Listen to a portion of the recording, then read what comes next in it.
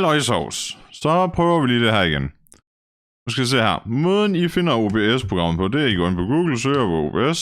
Så kommer der den der OBS Open Broad... Nej, det hedder så Open Broadcaster Software også. OBS. Så den tager vi ind på. Og vi vil gerne have det til Windows. Så vi vælger Windows. Og så skal vi jo så downloade den her. Så den gemmer vi jo bare. Nu har jeg jo så hentet den ned. Så det behøver vi ikke lige at vente på nu. Så den burde jeg godt lige kunne finde frem igen. Vi ser, så den er her. Så vi trykker her. Så åbner den op. Og så kører vi her. Og der skal vi jo så lige igennem det her møje her. Ja. Det er videre og videre. Og installere. Og så kører den det her igennem. Og hvis I er rigtig hurtigt, så kan I nå at følge med i alt, hvad den laver her. Men jeg tvivler. Men I kan jo selvfølgelig sætte videoen på slow motion, men det er vigtigt overhovedet. Nu venter vi så bare lige lidt. Og det er faktisk anden gang, jeg laver den her video, fordi...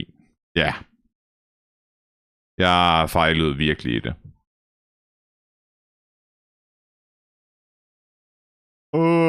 Ja.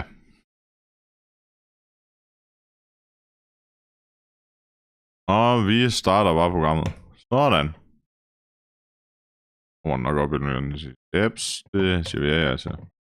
Så lukker vi bare lige den der. Sådan. Så skulle den gerne åbne programmet op første gang. Og vi sætter den bare til Optimize Streaming, Recording, Secondary. Altså det... Ja, det står på dansk, men... Jeg går ud fra, at I er med på det, men det at man siger først fremmest, så vil vi gerne have det til streaming, og så optagelse, det er sekundært. Men, og så kører vi bare næste her, fordi jeg tænker godt, I vil bruge det til noget der Twitch streaming på et tidspunkt bagefter. Og så vælger vi her. Det jeg plejer godt, det er at sætte den til 60. Jeg kunne forestille mig, hvis man har lidt svært ved at køre det, det er at sætte den til 30, men foretræk 60. Men jeg tænker godt, I kan køre den på det der. Jeg tvivler på, at der er nogen, der har så dårlige computer. Så bare sæt den til 60 fps. Og så trykker vi i næste. Og det her, det gider vi ikke gøre endnu. Fordi her kan du connecte din Twitch-account og sådan noget. Men det vil jeg også gerne vise jer fremadrettet med hensyn til, hvad man kan gøre der. Fordi der er en masse ting, man kan gøre der. Hvis det er noget, I vil have hjælp til. Lige til at starte med, sætter vi det bare op sådan her, så I kan få optaget, hvad der sker på jeres skærm, hvis der er nogen, der er dumme inde på serveren. Sådan. Og så gør vi det lige til en stor skærm, så vi lige kan finde rundt i alting. Til at starte med, så vil jeg gerne have, at I går ind i settings heroppe. Og så går I ned under den, der hedder audio, lyd. Og så lige siger den her, den disable. Disable, disable, disable.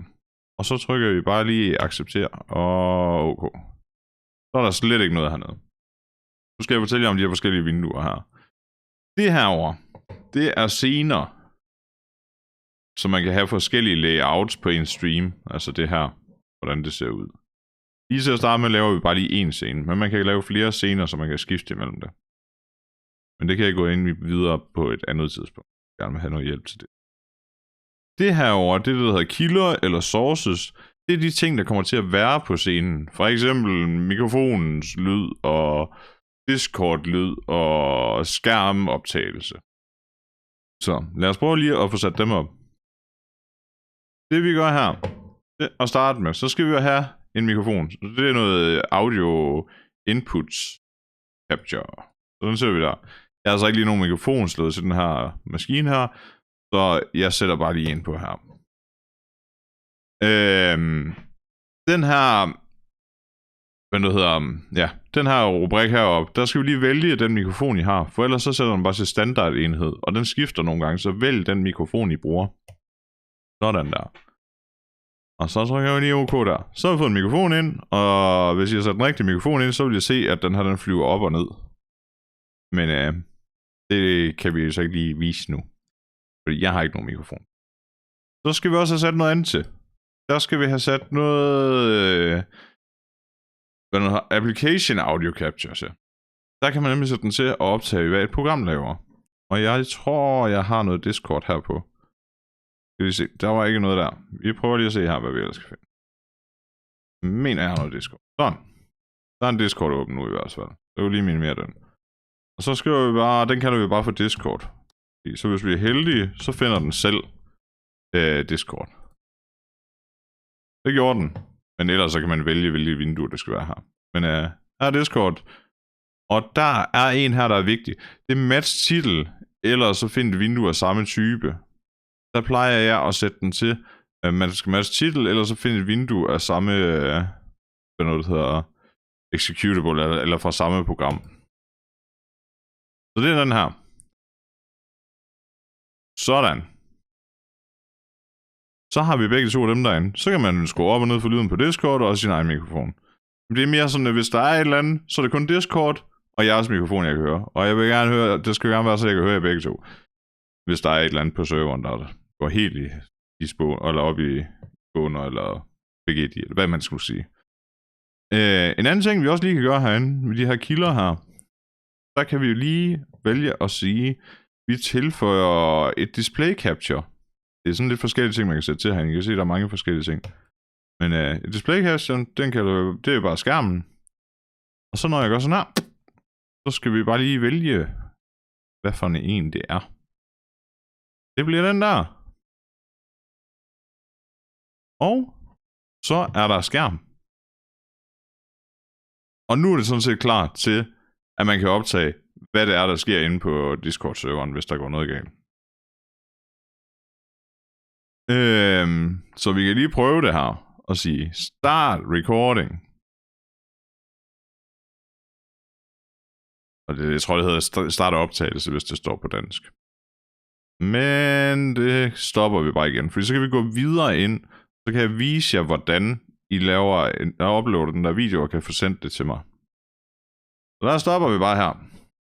Og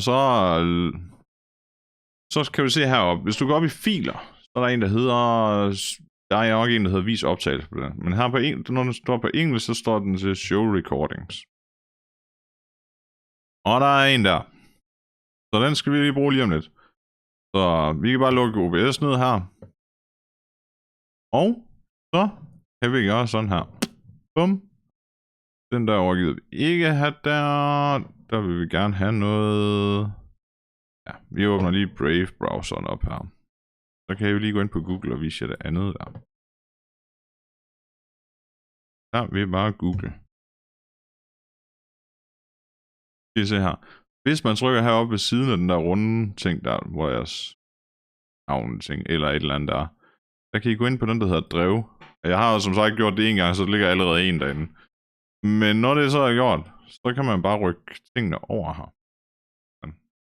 Det går jo på mit drev. Sådan. Sådan. Så trækker man bare over. Lægger den der. Og så skulle den gerne blive uploadet dertil. Jo, den kom der. Og så for at sende det til mig for eksempel, så går I bare herind. Og så tager den, der hedder del. Og der kan I bare tage kopier link. Og så sender I bare det link til mig på Discord. For lige nu der har I det kopieret. Så hvis jeg går herop for eksempel og siger sæt ind. Så kan I se, hvad der sker nu, når det bliver sat ind. Og så trykker jeg lige enter, så går jeg ind på den hjemme. Så kommer jeg ind på sådan en side her, hvor jeg kan gå ind og downloade klippet eller se klippet. Og så er det jo sådan set bare det. Og så har I ligesom mulighed for lige at dokumentere over for mig, hvad der er sket, så vi hurtigere kan tage os af tingene, eller meget nemmere, så vi kan få ryddet op i de her ting med, at folk ikke kan finde op for sådan. Fordi vi gider det ikke herinde. Så, nu er det lavet. Og jeg håber, at I hurtigt får tid til at have fået sat det op. For det tager ikke så lang tid, som I nok kan se. Så må I have en rigtig god dag. Jeg skal videre med at lave en anden video også, omkring det nye, jeg skal lave der. Så det vil jeg gøre her senere.